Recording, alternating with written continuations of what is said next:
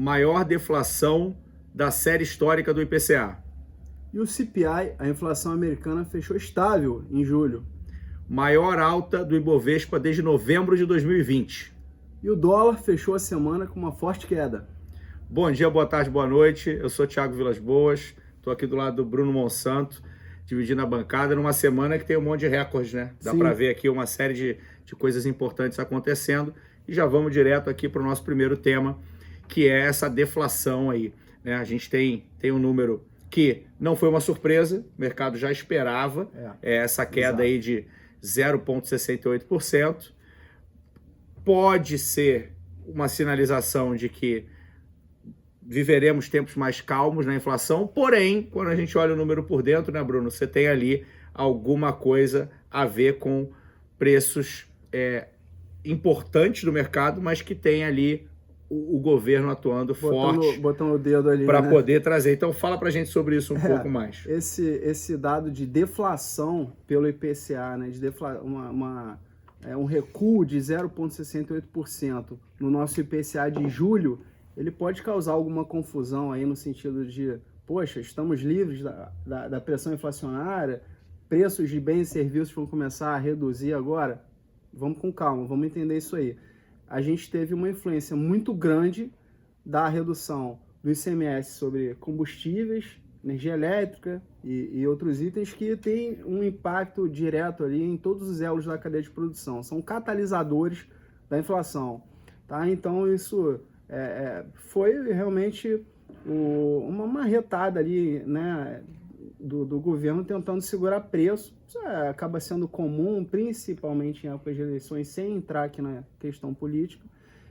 A gente não discute política, mas, de fato, isso teve muito impacto nesse número de julho, tá? E tem um dado importante, né, Brunão? Qual seria a inflação se a gente excluísse energia elétrica, gasolina e... não lembro se é etanol ou diesel, mas, enfim, está dentro do combustível. Gasolina. Qual seria o dado? Energia elétrica, se a gente não tivesse isso dentro desse número registrado de deflação, a gente teria visto uma inflação avançando em 0,7%. Então isso diz muita coisa, né? Sem dúvida. E aí quando a gente olha para a inflação, gente, e olha para os Estados Unidos, a gente tem um CPI estável, né?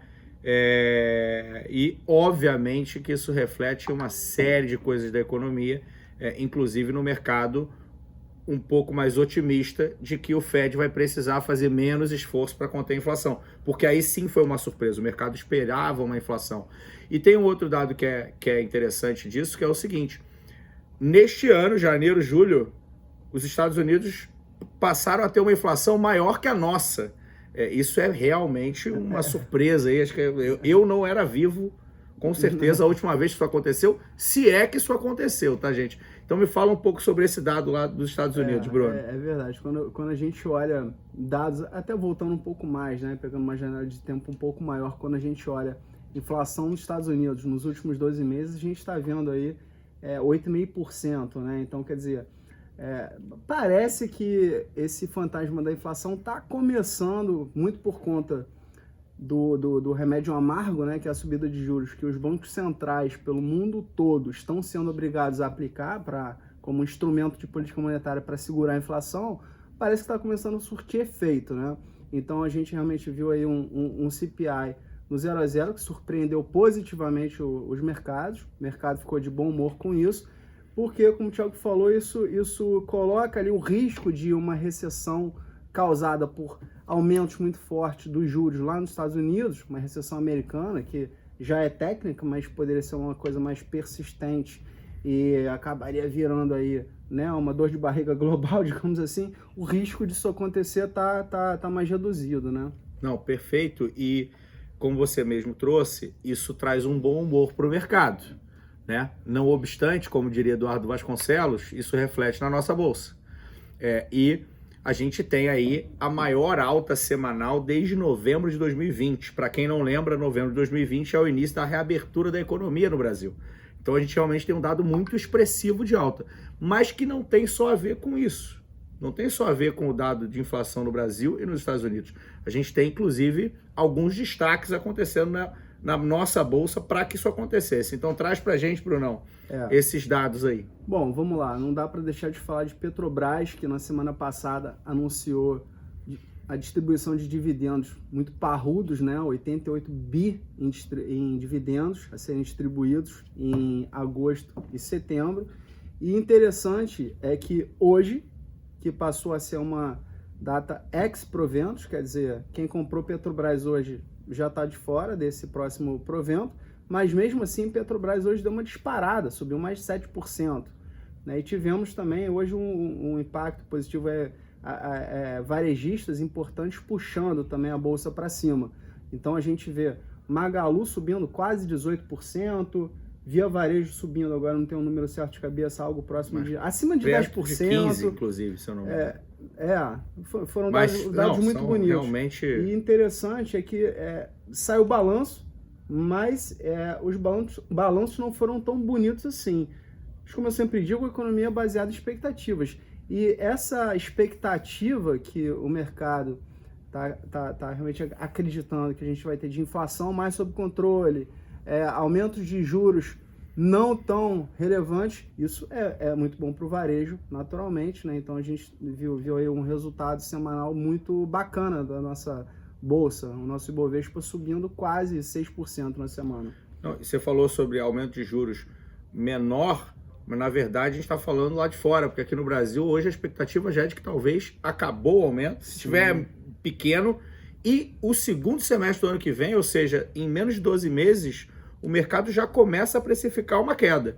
Isso é super importante. Mas tem um outro dado também que fala sobre a nossa bolsa e também sobre os nossos juros, que é a entrada de fluxo de capital estrangeiro, que trouxe o dólar para baixo nessa semana. Brunão, o que você pode falar sobre isso? A gente viu uma entrada muito forte de capital gringo aqui, de dólar principalmente, para justamente alocar em bolsa e em renda fixa aqui. O gringo está acreditando que a bolsa aqui está barata, está com um bom potencial de upside, e pelo lado da renda fixa também a gente está vendo aí investimentos que são interessantes para o investidor estrangeiro. Ontem, por exemplo, o Tesouro fez um grande leilão de títulos pré-fixados, e isso também atraiu bastante capital estrangeiro. Quando tem muita entrada de capital estrangeiro aqui de dólar, a gente vê o nosso real se apreciando. Então, quer dizer, fechamos a semana aí com o dólar caindo. Aí eu vou pegar minha colinha aqui, o dólar caiu 1,75% na semana, fechando a semana cotado a R$ 5,07. Quer falar das... Acho importante trazer bolsas americanas, porque na verdade, como a gente falou de CPI, elas são completamente... Esse aumento teve muito a ver com isso. Então a gente tem Dow Jones subindo 2,93%, a gente tem Nasdaq subindo 3,08%, a gente tem S&P subindo 3,26%, e tem um outro dado também importante aqui, que é a permanência do Bitcoin acima dos 20 mil pontos, subindo ali 4 e pouco, perto de 5%. A gente só não trouxe o dado exato de Bovespa, Brunão. Traz pra gente fechar. 5,91% de alta acumulado na semana. Passando bonito, de 112 mil, né? Sim, sim. Excelente. Agora vai ser um próximo teste aí, né? Agora tem um 115 aí, pelo que dizem. Não entramos nessa parte aqui. Fechamos bem a semana. Fechamos bem, uma semana boa. Bom fazer fechamento quando a semana é boa. Mas acho que é isso, Brunão.